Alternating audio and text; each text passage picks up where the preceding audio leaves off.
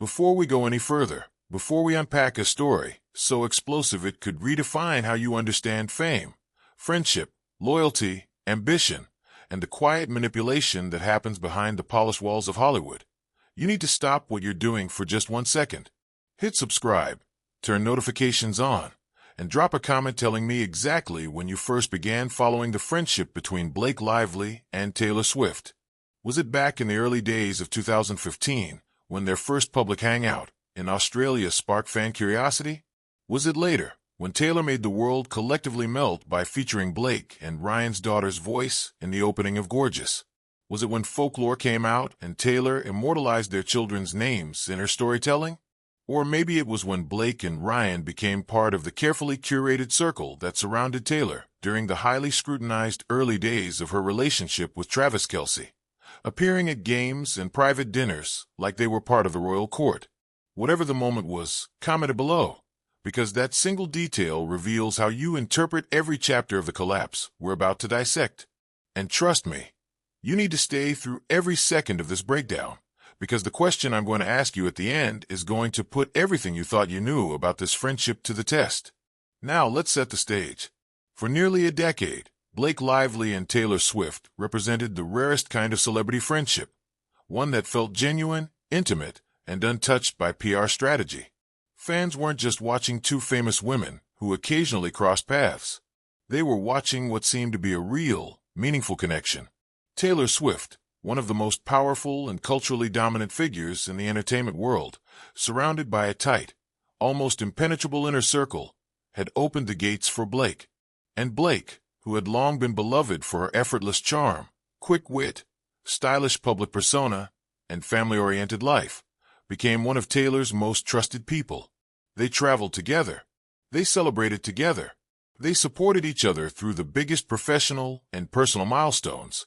Their families blended seamlessly. Taylor spent holidays with them. Blake and Ryan were present for major career moments. And when Taylor incorporated Blake's children into her art, it wasn't a gesture, it was a declaration. Taylor Swift does not give people symbolic immortality in her work unless the bond is unshakable. Everything about their dynamic pointed toward longevity. Fans saw them as a real-life example of female friendship at its strongest, two powerhouse women lifting each other up without jealousy or competition. They admired the balance, Taylor's world-spanning pop dominance, paired with Blake's Hollywood elegance. There was something harmonious about the way their energies complemented one another. And for years, this friendship seemed immune to the fractures that often define celebrity relationships. Then the turning point arrived, and it wasn't subtle. When Blake Lively accepted the lead role in the film adaptation of It Ends With Us, no one could have predicted the chaos that would unfold. On the surface, it looked like a brilliant career move, a major project with a massive built-in fan base, a chance for Blake to take on a role with emotional complexity, and an opportunity to re-enter the mainstream spotlight with force. But according to the viral deep dive that has now become the cornerstone of this entire controversy, the production quickly became a breeding ground for tension, ego clashes, and creative battles that turned the set into a battleground. The claims suggest that Blake pushed aggressively for creative control over the film, far beyond what is typical for a lead actress. Rather than collaborating with the existing team, she reportedly attempted to steer the project in an entirely new direction, clashing repeatedly with Justin Baldoni, who had spent years developing the adaptation. What began as artistic disagreements allegedly erupted into something far more volatile. Legal filings emerged. Accusations surfaced. Public opinion shifted overnight.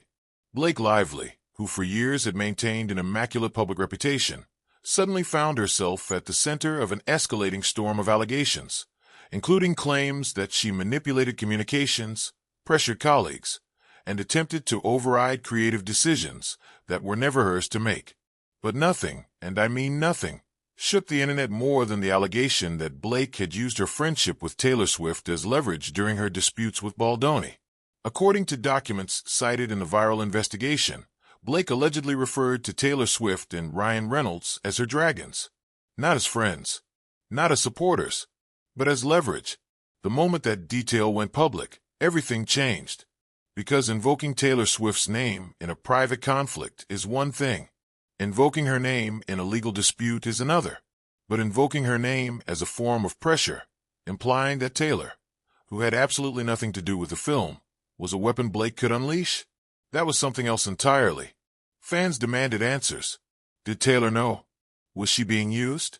Was she aware her name was entering legal documents? And if she didn't know, how would she react when she found out? Here's where the story takes a darker, more complicated turn. According to allegations in the circulating reports, Blake didn't just reference Taylor in private messages.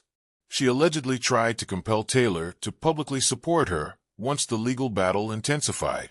And the most explosive claim was that Blake allegedly threatened to leak a decade's worth of private messages if Taylor refused. Whether that allegation is true, invented, exaggerated, or misunderstood doesn't even matter. The public doesn't need confirmation. In Hollywood, the allegation alone is enough to detonate everything. Taylor Swift, who has spent her entire career protecting her privacy with surgical precision, who guards her inner circle with stricter boundaries than some governments protect classified files, would see a threat like that as the ultimate betrayal. And according to insiders, she did. The moment Taylor heard her name had been weaponized, the moment she learned that her reputation had been pulled into a legal war she had nothing to do with, she reportedly felt blindsided and manipulated. And when she allegedly found out that her private messages could be used against her, that was it. The line had been crossed. Taylor Swift did what she has always done in the face of betrayal. She closed the door quietly, firmly, and permanently. No statement, no public drama, no confrontation, just silence. Silence that told the world everything they needed to know. And fans noticed instantly. Where are the birthday posts? Where were the supportive captions? Where were the playful public interactions? Where were the double dates? Where are the game nights? Gone. All gone. Overnight. Fans began dissecting every movement, every follow, every unfollow, every missing acknowledgement. And the conclusion became inescapable. Something fundamental had broken. And now I want you to comment again. If you were in Taylor's position, global reputation on the line, privacy threatened, trust shattered, would you forgive Blake? Or would this be the end? To truly understand the magnitude of what happened after the silence began, you have to picture the shift not just as a friendship cooling off, but as a fundamental collapse in the power dynamics of Hollywood's social architecture. Because when Taylor Swift chooses not to stand by someone publicly, the absence becomes a statement louder than any official press release. And this absence, this carefully measured removal of presence, was something new, something fans had never seen her deploy against someone who had once been part of her inner world. And that is why the ripple effect of this fracture was so intense. Before the controversy, Blake Lively had enjoyed a rare position in Taylor's life. She wasn't just a friend. She was a consistent, cherished presence. She was in the kind of seat that few people ever get close to. She was invited into the deepest layers of Taylor's personal and professional spaces. She was aligned with the narrative that Taylor built around trust, loyalty, consistency, and emotional connection. But once the allegations surfaced, allegations that Blake had invoked Taylor's name for personal leverage, allegations that Blake had attempted to pull Taylor into a legal dispute, allegations that Blake had threatened to expose private communications, it didn't matter whether the details were true, false, exaggerated, or misinterpreted. The line between safety and danger had been crossed. Taylor Swift is someone who has been betrayed before by managers, by boyfriends, by industry executives, by media narratives, by opportunistic acquaintances. And she has learned, through painful experience, that once someone shows even a hint of leveraging her trust for personal gain, she must retreat to protect herself. So her silence wasn't passive. It was defensive. It was intelligent. It was strategic. And ultimately, it was devastating. Meanwhile, Blake wasn't just facing a friendship crisis. She was navigating a professional implosion. The legal war with Justin Baldoni escalated. More documents surfaced. More conversations were scrutinized. More interpretations were shared. Suddenly, Blake Lively, the woman known for her charm, humor, glamorous red carpet presence, and anecdotal family life, found her name associated with words like manipulation, coercion, intimidation, and ego. even if the legal outcomes eventually absolved her. Even if every allegation were to be disproven in court, public perception had already begun drifting in a dramatically different direction. And perception, especially in Hollywood, is its own kind of truth. But the deeper tragedy of the situation is how quickly a decade of closeness unraveled. Fans watched the pieces fall apart one by one. The social interactions dried up. The private gatherings disappeared. The subtle public affirmations vanished. It wasn't that the two had a dramatic falling out in front of the world. It wasn't a public fight or a messy announcement. It was more painful than that. It was the quiet dissolution of something intimate, something once thought to be built on mutual understanding and unwavering loyalty. And as fans dissected every missing detail, every absent post, every moment where Blake once would have appeared beside Taylor, but no longer did, more clues emerged. There were whispers that Blake had reached out repeatedly behind the scenes, that she had written to Taylor, that she had apologized, explained, defended herself, begged to talk, begged to mend what had been broken. Some sources claim Blake was devastated by the sudden collapse of the friendship, that she never intended for things to spiral the way they did, that she had underestimated the weight of her actions and overestimated the elasticity of their bond. But Taylor's silence continued, because for Taylor, forgiveness isn't impossible, but it requires trust, and trust requires safety, and safety requires boundaries. When those boundaries were crossed, even unintentionally, the consequences were irreversible. In the meantime, public behavior from both women fueled speculation. Fans noticed that Ryan Reynolds, once closely linked to Taylor's world, stopped appearing alongside her publicly. They noticed that Travis Kelce, the man who had been welcomed into Taylor's tight inner circle and had formed friendly connections with Blake and Ryan, suddenly unfollowed Ryan on Instagram. Fans noticed that Taylor no longer commented on Blake's posts. Blake no longer reacted to Taylor's announcements. There were no more casual interactions, no more subtle hints of continued closeness, no more public displays of support. Some claimed the silence was proof of complete separation. Others believed it was a pause, a cooling-off period, a temporary retreat until both women could process the intensity of the moment. But any hope that they might reconcile began to fade as the legal situation became more complicated. Because once Taylor's name appeared in legal documents, whether intentionally or accidentally, the dynamic shifted permanently. Taylor Swift, who has built an empire on precision and control, would never willingly entangle herself in someone else's scandal.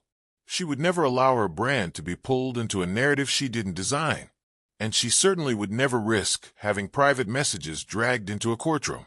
Which leads us to one of the most unsettling layers of the controversy: the subpoena attempt. Justin Baldoni's legal team sought to involve Taylor as a witness, arguing that Blake had invoked her name in ways that made Taylor relevant to the case. Taylor's team, in response, allegedly moved quickly to shut it down. They emphasized Taylor had no involvement, no knowledge, no participation in any element of the film's production. They distanced her as far as possible from the situation. But in doing so, they also solidified a truth the public couldn't ignore. Taylor wanted nothing to do with Blake's problem. Nothing. The bond that once would have compelled her to help was no longer there. According to insiders, Taylor was furious, not publicly, not dramatically, but privately and quietly furious. Furious that her name had been dragged into something messy. Furious that someone she trusted had put her at risk. Furious that her private communications, her decade-long friendship, her carefully maintained boundaries might be exposed to the world because of someone else's choices. And here's the moment you need to comment on. If your career, your reputation, and your global influence were on the line, would you support a friend who put you at risk? Or would you walk away? As Taylor withdrew, Blake's situation worsened. Not because Taylor publicly condemned her, she didn't. Not because Taylor made a statement, she didn't. But because Taylor's silence left Blake exposed. Without Taylor's support, public sympathy began shifting toward Baldoni. Without Taylor's presence, Blake's public likability began cracking. Without Taylor's reinforcement, Blake's credibility began thinning. And that's when fans and insiders began asking a darker question. Had Blake relied on Taylor too heavily throughout their friendship? Had she used Taylor's influence, intentionally or unintentionally, as a form of protective armor? And once that armor was gone, was Blake finally being seen without assistance? It's an uncomfortable question, but it's one fans keep asking. Now let's talk about the emotional aftermath, because the most heartbreaking part of this entire saga isn't the legal battle, or the PR damage, or the public perception shift. It's the quiet personal loss. Blake didn't just lose a friend. She lost a connection to one of the most powerful, influential, and emotionally significant people in her life. She lost access to a world that had embraced her, a world built on trust, collaboration, and personal closeness. And Taylor lost something too. She lost someone she had invited into her sacred inner circle, someone she had trusted deeply, someone whose family she had woven into her art. This wasn't a feud. It wasn't a fight. It was grief. Slow, quiet grief. And the saddest part is that most fans believe the friendship won't recover. Not because one mistake can't be forgiven, but because the foundation has been permanently cracked. Before we continue, I want you to comment again. Do you believe this friendship can ever be rebuilt? Or is it over forever?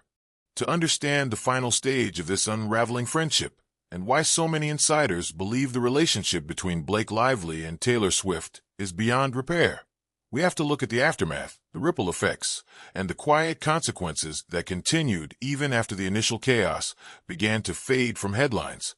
Because what happened after the silence wasn't just a cooling off or a temporary freeze. It was a recalibration of both women's lives, reputations, relationships, and personal ecosystems. And as we step deeper into this final phase, I want you to pay close attention to how small shifts reveal enormous truths. When the subpoena attempt was withdrawn, Taylor's team presented it as a victory, a necessary detachment from a situation she never chose to be part of. But behind the scenes, insiders claimed the ordeal had already strained Taylor emotionally. Not because she feared legal entanglement, but because she had been blindsided by someone she once considered family. And in Taylor's world, being blindsided is unforgivable. Taylor Swift is someone who builds her inner circle with meticulous care. She surrounds herself with people she believes she can trust at a molecular level, people who understand the value of privacy, discretion, and emotional safety. For years, Blake had been one of those people, but once the allegations surfaced, that perception shifted instantly. Meanwhile, Blake's camp attempted to celebrate certain legal rulings, presenting them as clear victories. But the public didn't buy it. Fans weren't responding to legal technicalities. They were responding to emotional damage. They were responding to narrative patterns that suggested Blake might have behaved recklessly behind closed doors. And above all, they were responding to the undeniable fact that Taylor Swift remained silent. Taylor's silence became the clearest indicator that something had gone very, very wrong. And even when Blake posted carefully curated photos, continued promoting projects, and maintained her public persona, the comments on her posts began to shift. Fans asked where Taylor was. Fans asked whether the friendship was over. Fans asked whether the allegations were true. Fans asked why Blake hadn't addressed it. And Blake didn't respond. Not publicly. Not directly. Not at all. Which brings us to an important point. In Hollywood, silence is rarely neutral. Silence can be protective, defensive, strategic, arrogant, guilty, or wounded. It can be a shield or a sword. And in this case, silence became the defining language of a dead friendship. Taylor's silence was a boundary. Blake's silence was a surrender. But as more time passed, another element of this story came into sharper focus: Taylor's fans. The Swifties, the most powerful, organized, relentless fan base in contemporary entertainment. Once it became clear that Taylor had withdrawn, fans turned against Blake in ways she had never experienced before. Not because Taylor told them to, she didn't. Not because Taylor hinted at anything, she didn't. But because Swifties know their idol. They know her patterns. They know her boundaries. And they know the difference between someone she chooses to keep around and someone she quietly removes. They saw the missing posts, the missing interactions, the missing appearances. They analyzed timelines, matched dates, tracked unfollows, cross-referenced comment histories, and dissected body language in old footage to try to find the moment things began to crack. And the moment they decided Blake had crossed a line, the backlash began. It wasn't loud, chaotic backlash. It was cold, consistent withdrawal of support. That shift alone could change the trajectory of someone's public career. What makes this particularly brutal is that Blake wasn't just losing a friend. She was losing access to an entire cultural empire. Because being connected to Taylor Swift isn't just a matter of private friendship. It's a public blessing. Taylor elevates the careers, reputations, and social power of the people she chooses to surround herself with. When she removed Blake from that circle, the loss was enormous. Meanwhile, Taylor restructured her inner circle subtly, but intentionally. She strengthened her relationships with people known for their consistency. Longtime friends who had proven loyalty through years of silence, kindness, discretion, and support. She poured energy into her relationship with Travis Kelce, someone who had demonstrated unwavering respect for her boundaries. She invested more deeply in her career, her fans, her artistry, and her peace. And as she moved through the world, she did so with a clarity that suggested she had cleaned house emotionally. Blake was simply gone. Now let's talk about the kind of loss Blake faced privately, because in many ways, that's the part people underestimate. Blake didn't just lose Taylor Swift the superstar. She lost Taylor the friend, Taylor the confidant, Taylor the godmother figure to her children, Taylor the collaborator, Taylor the woman who had trusted her with secrets, included her in milestones, and woven her family into songs that will live forever in her discography. She didn't just lose access to Taylor's public influence. She lost access to Taylor's personal warmth. And maybe that's why some sources claim Blake made repeated attempts to reconnect. Texts, calls, emails, voicemails. Some insiders say Blake tried every approach, from emotional apologies to rational explanations to desperate appeals. But Taylor didn't respond. Not once. Not through intermediaries. Not through shared friends. She had closed the door. Fans debated what the silence meant. Some believed Taylor was being too harsh. Others believed she was protecting herself. Some argued that Blake would never intentionally betray her. Others believed the allegations were enough to justify Taylor's withdrawal. But regardless of where people stood, one thing was clear. The friendship had transformed from a celebrated highlight of celebrity culture into a cautionary tale about how fame and influence can warp even the strongest bonds. Now here's the uncomfortable truth. No one wants to say out loud. Blake may never recover from this. Not because the legal issues will ruin her career. They probably won't. Not because Hollywood will reject her. Hollywood forgets quickly. Not because fans will cancel her. Cancellations rarely stick. But because losing Taylor Swift is a reputational blow that lasts longer than a scandal. Taylor Swift is not just a celebrity. She is a cultural institution. When she withdraws trust, when she goes silent, when she chooses distance, the world pays attention. And that brings us to the final question I want you to answer in the comments. The question this entire story has been building toward. Do you think Taylor and Blake will ever reconcile, truly reconcile? Or is the trust so fundamentally broken that the friendship is dead forever? Take a moment to think before you answer. Because your response depends on what you believe about loyalty, forgiveness, boundaries, and the way people change under immense pressure. Here's the final call to action. Subscribe if you haven't already. Turn on notifications and comment your prediction. Does this story end with forgiveness? Or does it end with the permanent collapse of one of Hollywood's most iconic friendships? And stay tuned, because the next chapter, whatever direction it takes, will reveal more than anyone expects.